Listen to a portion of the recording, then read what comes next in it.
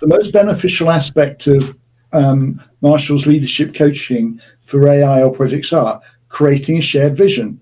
How do you actually get people to communicate in such a way that the very best ideas are put forward into the vision, and finally they choose the very best idea as the agreed company vision?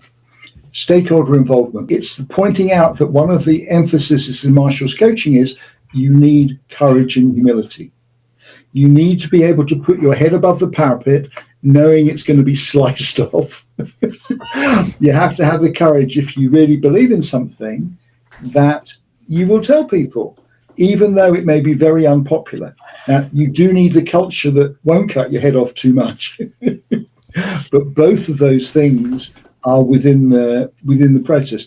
And humility, because one of the things I've learned over time, and this includes me, the biggest barrier to learning is often thinking you already know it.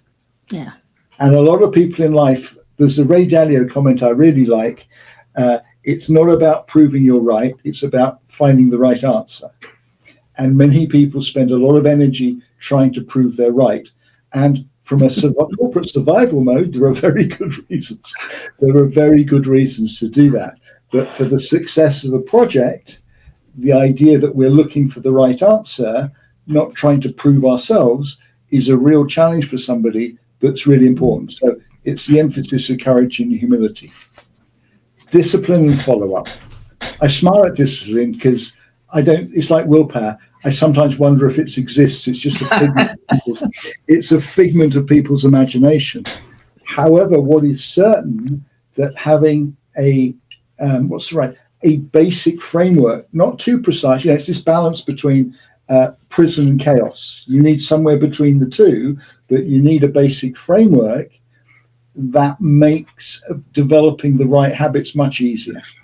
So there's this thing about discipline and follow-up, but you have to do the discipline.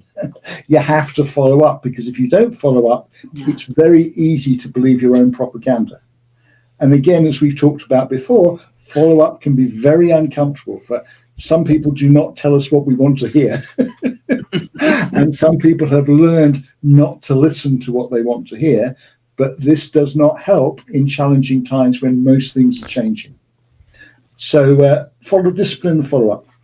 Building trust and open communication is really a part of it. It's a place where people know they can say what they want, but they still do it in a respectful way.